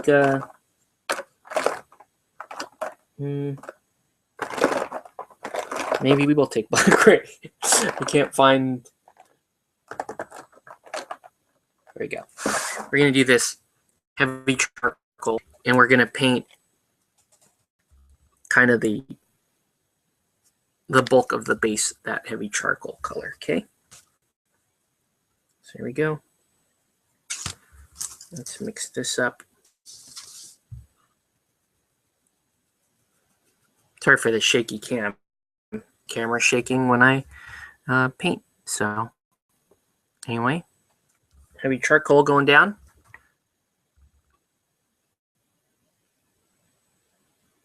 And I'm going to be careful not to get any of it in the cracks, because we're going to do a little underglowy tone thing coming from the cracks, like she's standing on, I don't know, Tron or something. Who knows?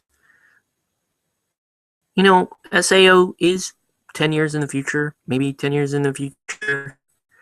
They stand on stuff like this.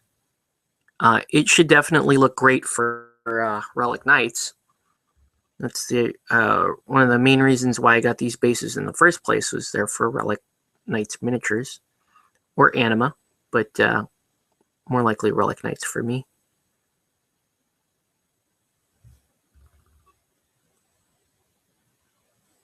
So here we go. You can see I'm not being terribly precise. It's okay. Once again, highlighting and all that will clean all this up. So don't get too worried if it doesn't look 100% perfect right now. In fact, I would say in general, one of my zens of painting is make sure to give yourself a cutoff point, because if you're expecting perfection every single time, you are probably not going to finish a lot of miniatures. Just understand that you're going to get a little bit better when you're getting to know a line of miniatures. The further down the rabbit hole you go, the more experience you gain painting them. Okay, so I'm going to let that dry. We're going to hit Seraphim Sepia on the badge. I'm wondering if I want another highlight on the on the blouse. Actually, I think I'm pretty good. So a little Seraphim Sepia there, just on the badge. Just to give the badge a little depth to it. But there's really not much there to report. She kind of looks like a park ranger right now. Anyway. Yeah. All right. So now we're gonna break out the blues because we want this like Tron-y blue looking underneath there. So while we're waiting for it to dry, we're gonna break out a few different blues. And I need, okay, good. Get the neutral gray there. This is a pretty good one. Anything else? Am I missing anything? No, that's all pretty good. All right. Thought I had, well, maybe not. Maybe it should be green. What do you think about maybe an electric green instead of a blue? Electric green might be kind of cool. Let's try an electric green. Let's try it. I hardly ever do anything like that. And again, this isn't for a particular game, so it's not killing me if we screw this up a little bit. It's a nice green. Okay. This is also a really cool green. Ooh, this is a nice green. Okay. So I have a few different bright greens that I'm going to go with here on the base. And let's go ahead and get started with that, actually. So I'm actually going to start with this livery green. So this is a bright, bright green. Whoa. What's a crusty on it? Oh, wow. It's kind of like a scorpion green almost. And we're going to... And so what we're going to do is we're going to paint those... We're going to paint the under crevices of the model with this livery green. Okay, so...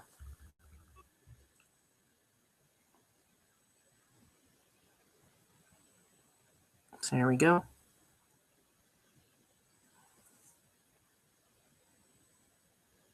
And if this works out, this is going to be the way in which I paint the bases on these Takahashi miniatures,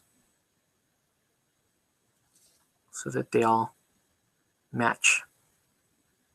Okay, so the livery green goes down. And there we go. Not too exciting so far. So now while that's drying, we're going to take our neutral gray and we're going to dry brush onto more of an overbrush, but kind of a dry brush. So let's do that. Let's mix this up here. I'm going to break out this guy to do the dry brushing.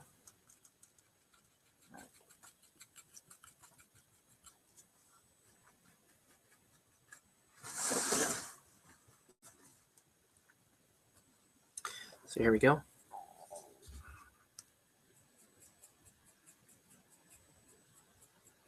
So I'm just doing a quick overbrush here.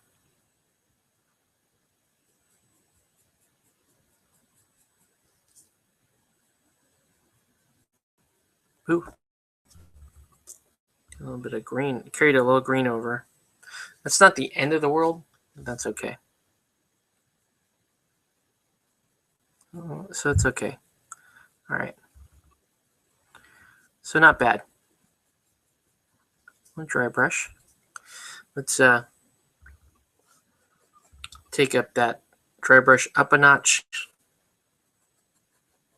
I'm going to actually dry brush a little bit of the off-white on there because I'm lazy and I don't want to reach for a pale gray. But it'll still work as long as I have most of the actual color off.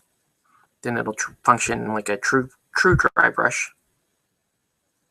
So here we go. You can see that coming down.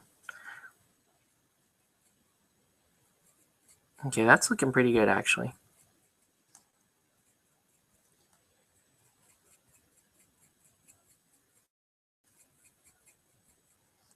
Okay, all right, looking pretty good.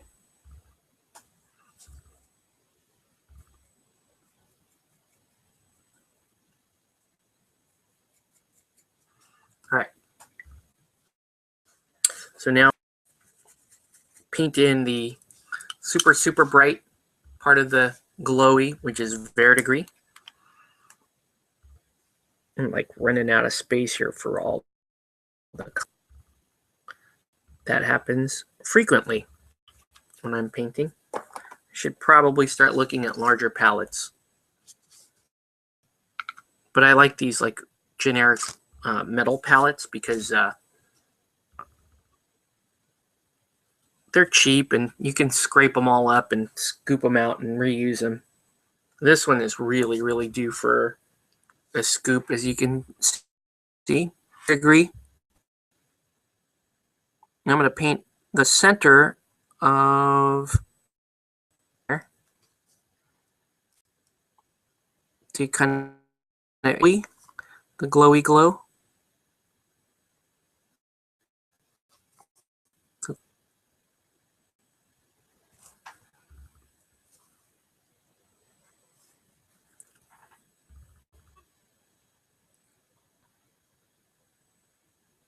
What's cool about verdigris is you can use it as the center glow for blue or for green, because it's just bright enough for either one.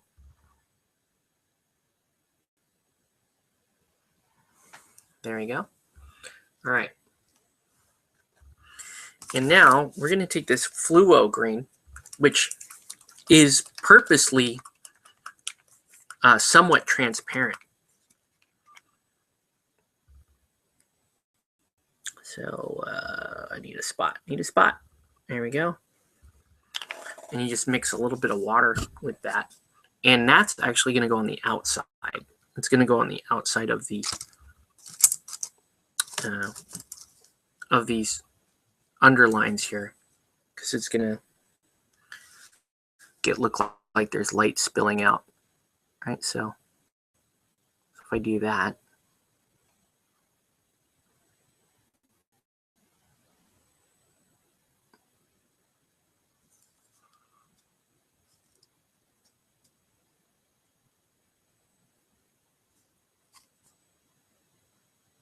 see?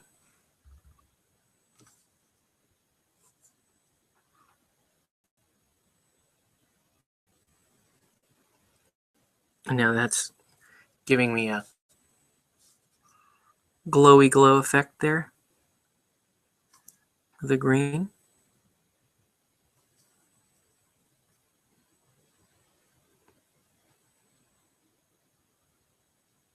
I'm actually going to even push it kind of in and around. Been pretty good. All right, so anyways, if you're just joining, welcome to Play It Painted Live. Let us know what you're painting, what you should be painting, or just give us a comment. Hit us up on @PlayItPainted on Twitter. Let us know what you're painting, or if you tonight we're just talking about my personal system of painting, how I can continue to paint, what types of tools I use, favorite techniques, favorite types of sculpts. So this is just what I like to do. So I'm actually going to fill in a little bit more gray on these panels. As you can see, I'm coming back in with a little gray there. I just, the black gray is cool, but I want this to look a little more techie looking. Okay. You can see I'm like one step from a dry brush. This is more of an overbrush that I'm doing here.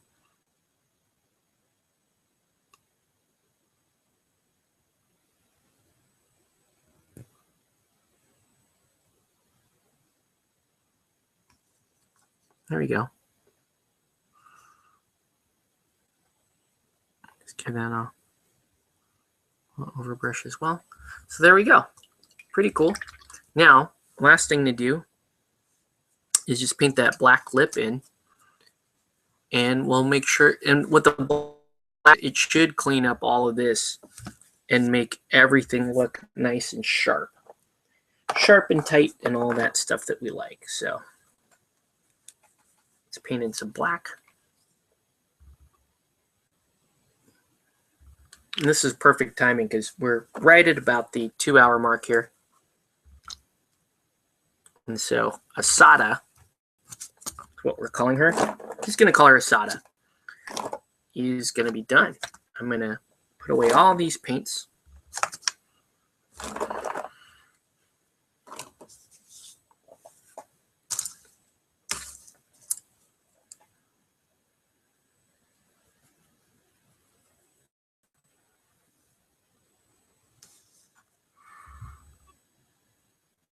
Pretty dull in terms of the color scheme I went with and all that stuff. But again, I was going for a very specific character because Asada's kind of the nerdy schoolgirl looking character. And I hope I was able to achieve her. For those of you who are familiar with the anime or the light novels for Sword Art Online.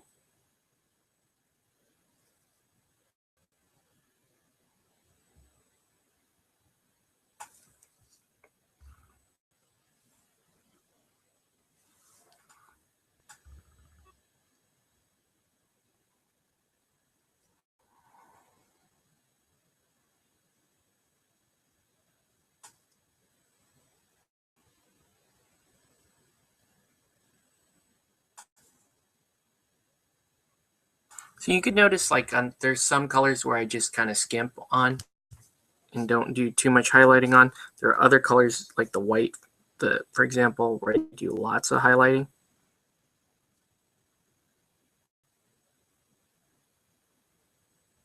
It just depends on the color for me.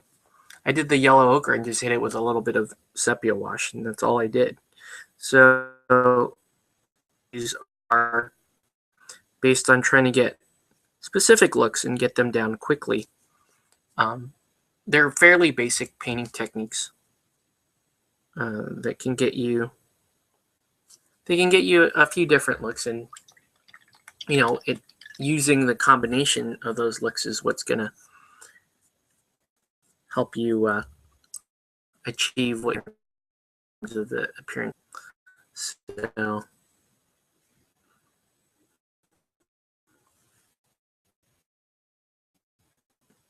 just I feel like I need another highlight of that fluo green maybe. So, but yeah, that's, I don't know, my general philosophy for painting. This is how I approach models. And I enjoy it. I enjoy the satisfaction of getting models done and being reasonably satisfied with their appearance. I'm not trying to win any competitive painting awards or anything like that. It's nice that you get better over time, but I'm not, and I'll experiment with different things on miniatures and I like or we'll end up with something I don't like. But yeah, so overall, here's her. She's drying down now. Again, not too much to write home about, but decent paint job for the time that we put in.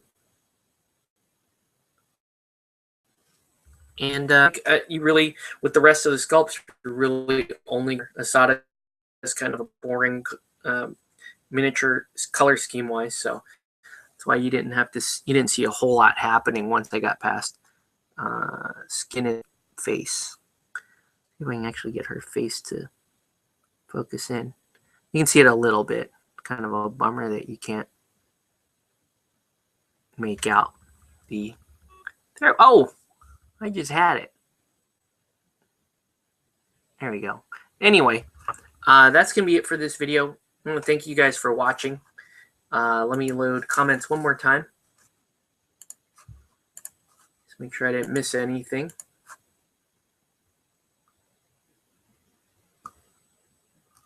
No, I think that's it. Checking Twitter.